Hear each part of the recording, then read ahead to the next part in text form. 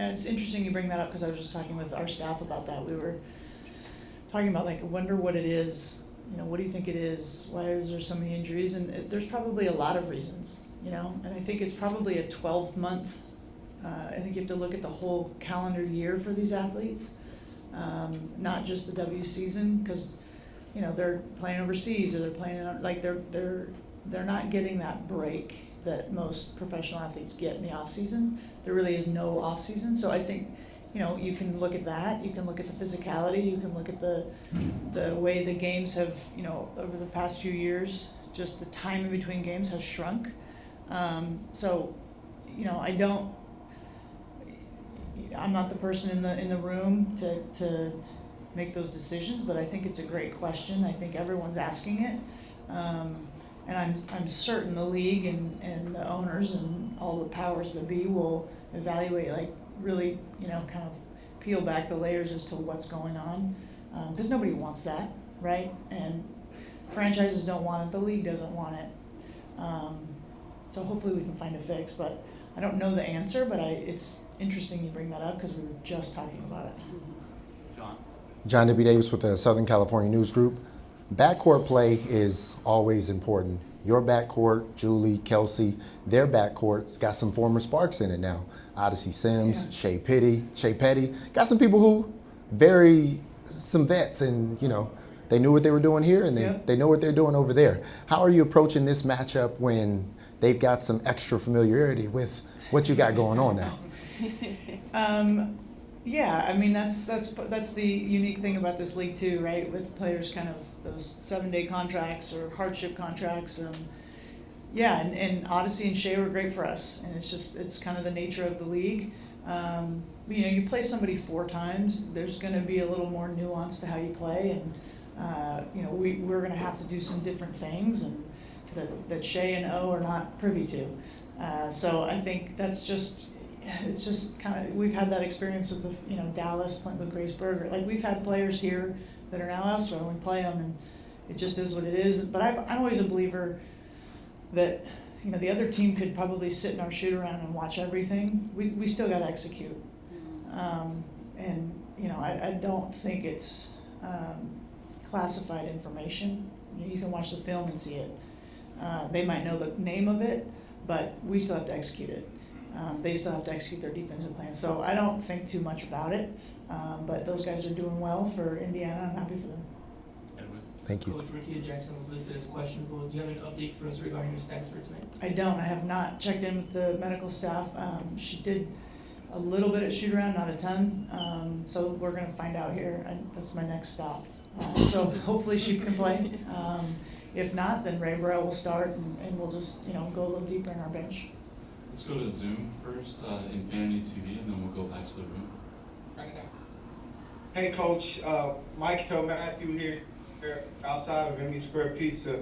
The question tonight was some, which I like to call Azare, De'Erica, KP, and Rickea. When they're all productive, it kind of helped you guys go on a run to get you back in this thing for the playoffs. But these last 2 games, teams have kind of done a better job putting the body on Azare to make it tough. What can you guys do tonight to kind of open things up for her? Well, I think that's a great point. And, you know, she is one of the big 4. You know, I told her yesterday, in the month of August, she's actually shooting her highest percentage of the season, and she was surprised to hear that. Sometimes, you know, it's a long season, and you can have a couple things go wrong, and then you just start telling yourself that you're not playing well. And so you know, we watched some film and all the things, but she just has to be aggressive, and a lot of her shots come from just the movement of the ball, and, you know, her length and all the things. So she just has to be aggressive and kind of hunt those opportunities for her to knock down threes or the O boards, and you know, she can put the ball on the floor too. So you know, I think for her it's just a mindset of being more aggressive and staying confident.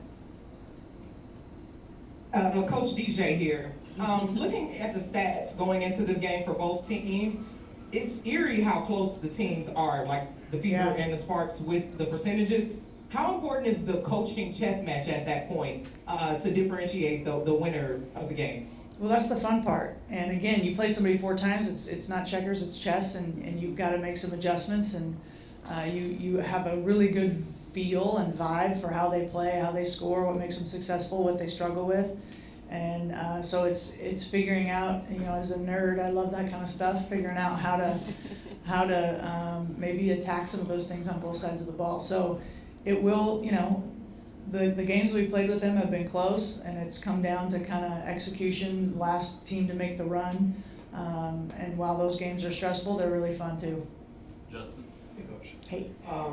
The other day, you said something that you said many times throughout the season, which is shooting percentage. There's a direct correlation between that and shot quality.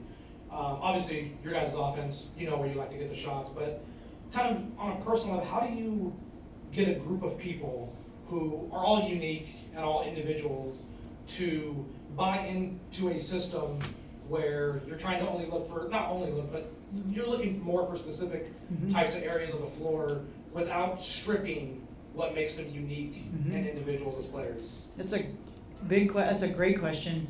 I think they have to understand the why.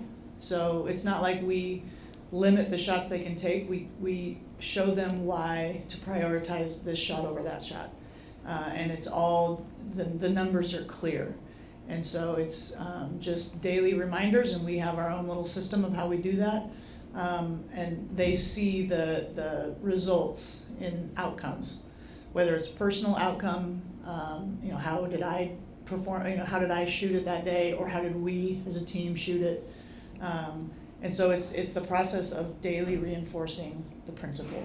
And so that's, it's not like if somebody takes a shot that we're not prioritizing, it's not like I'm gonna blow my whistle and freak out, but you might point out like, hey, you shoot that 10 times, as a team, we're gonna score, 6 points. You shoot this shot 10 times, as a team, we're gonna score 14. So this is why, and it's just the consciousness of it. But it's gotta be kind of the daily reinforcement. Cara with the last question. Hi, Coach. Hi. Alexander with the LA Times. With 8 games remaining before playoffs, what specific adjustments are you planning to address when it comes to the challenges that you face this season? Meaning what? With the Like team, what challenges this like season? defensively, Oh. just ball movement and like shooting. Yeah, I think, we just gotta take it one at a time. I like that we have 8 games left. A lot of teams have a lot less. So with more games, yes, there's more fatigue or whatever, but there's more opportunities. So we've gotta take them one at a time. Again, I know that's a boring answer, but that's the truth. And play with an urgency.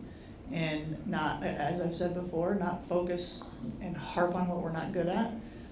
But at this point, really hone in on what we're great at, and enforcing that and getting to that and seeing how we can make those things happen. But 8 games left, we just have to go one at a time. It's still in front of us. It's an uphill climb, but it's right there. Thanks, everyone. All right, thank you guys. Thank you.